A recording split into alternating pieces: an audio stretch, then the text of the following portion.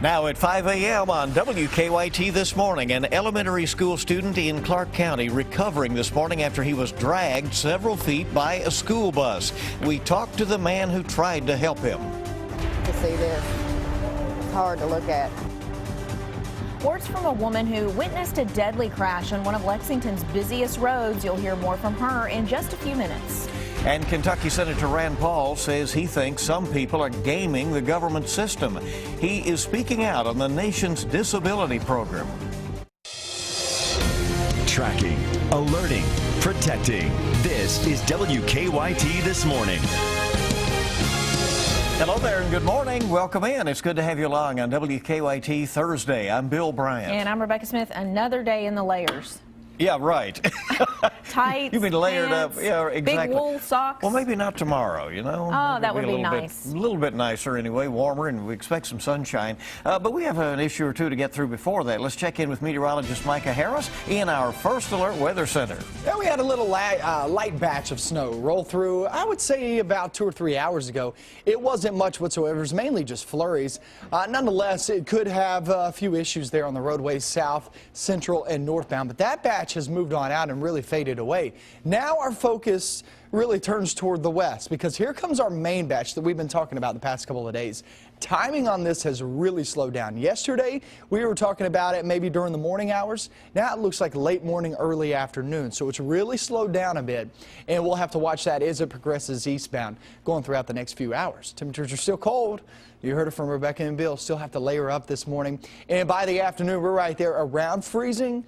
I think most of us will be just above it, and a few flakes here and there. So we'll really go over the latest forecast, show you exactly where you can find the best snow chance, and also how much you're expecting. I'll go over that coming up. Okay, thank you. Let's get to the news on WKYT. Well, there were some frightening moments for a school bus full of children in Clark County after a student was dragged by the bus for several feet. It happened Wednesday afternoon on Clintonville Road near US 60. The elementary school student is now recovering from his injuries. Witnesses say they've never seen anything quite like this. WKYT's Mark Barber now live from Clark County with the latest. Mark, good morning.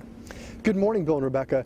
Investigators say that elementary student was rushed to UK hospital to be treated for road rash and cuts to his face after he was dragged under a school bus for 15 to 20 feet. Now, witnesses are saying that when the boy was trying to get out of the school bus, the doors actually caught on his jacket. They say that boy was then stuck under the bus, dragged face down on the road for 15 to 20 feet. Now, a witness who was nearby says as soon as that bus stopped, he ran to help him. He says he dove under the bus, sat down next to the boy, and started talking to him, telling him that help was on the way. Now, he says that help was there soon after, and investigators say that they are currently looking through the surveillance video on this bus to try to figure out what their next step should be. We'll be investigating to make sure that if there's any deficiencies anywhere in our system or our protocol, we'll make those corrections immediately. Now, when we asked the superintendent what their protocol is for school bus drivers, the superintendent told us that they have to make sure that student visually reaches their destination safely. Now, we're told that they are not taking this matter lightly. Live in Winchester, Mark Barber, WKYT. All right, thank you so much, Mark. This morning, there's still no word on the names of two young men killed in a head-on crash. Versailles Road near Terrace View Drive was shut down for hours during the afternoon rush hour yesterday. 2 people died in the crash. 2 others were injured. The Fayette County coroner says he found alcohol containers in one of the cars, which may have been a factor in the crash. Folks living in the area say the sight of the crushed cars came as quite a shock. I was just in the house and I heard the boom sound.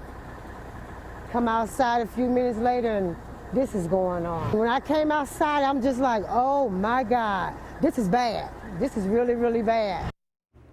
Investigators say the driver of the Civic died at the scene. One of his passengers died after being taken to the hospital. A grand jury will now hear the case of 2 men accused in a deadly shooting in a Winchester apartment building. Police charged both Aaron Staley and Lamont Wilkerson with murder.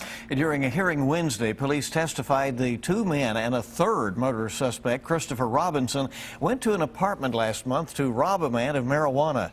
They say shots were fired and a stray bullet went through the floor, killing Amber Cottle in the apartment below. Defense attorneys argued that charges should be reduced against Wilkerson and Staley, claiming the 2 men never made it inside the apartment where the shots were fired.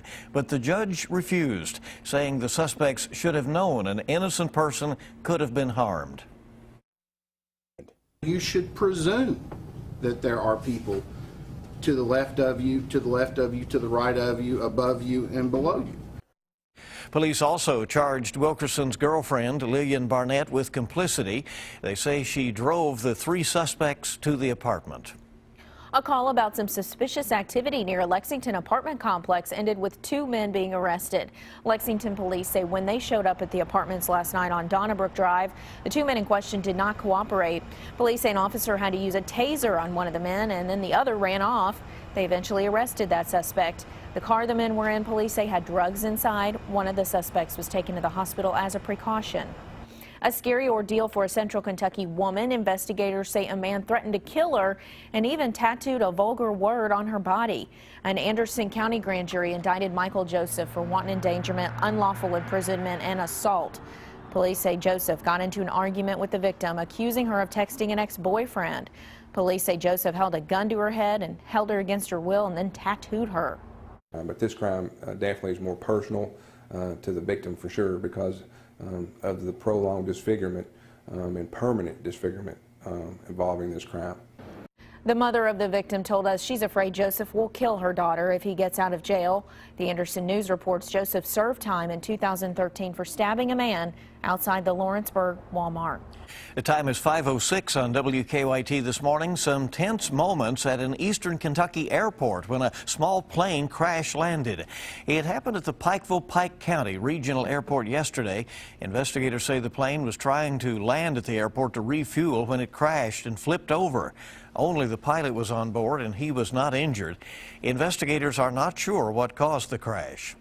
Well, gaming the system. That's what Kentucky Senator Rand Paul is saying some people in America are doing with their disability checks. The senator says he thinks too many people are collecting the checks. WKYT's Whitney Wetzel's at our live desk with the latest on these statements. Good morning.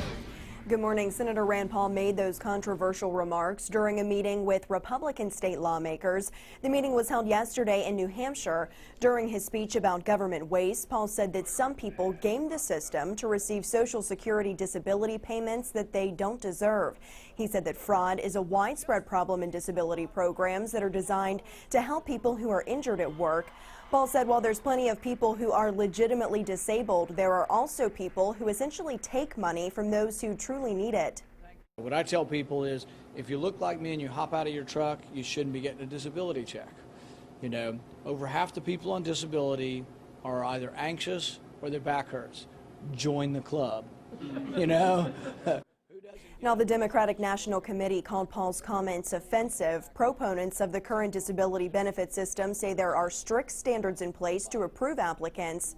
As a potential presidential candidate, this was Paul's first time visiting New Hampshire, which is the second state that will vote in the 2016 nominating contest. At the live desk, Whitney Wetzel, back to you.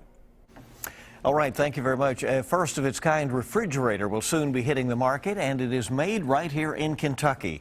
General Electric is teaming with Keurig to make a refrigerator with a built-in coffee machine. The coffee machine will use Keurig cups to brew coffee. The refrigerator will be made at the GE Appliance Park facility in Louisville. GE says a key part of designing the new refrigerator came from product testing using a 3D printer.